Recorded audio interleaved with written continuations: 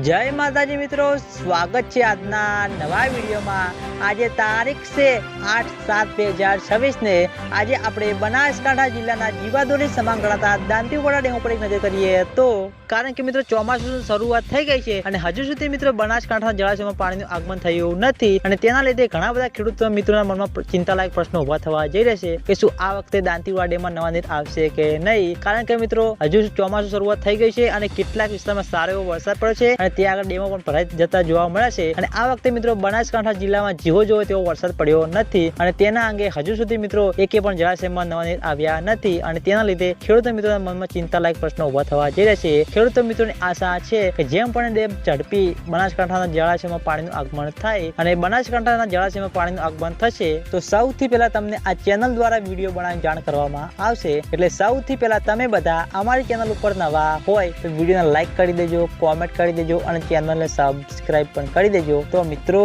જય માતાજી।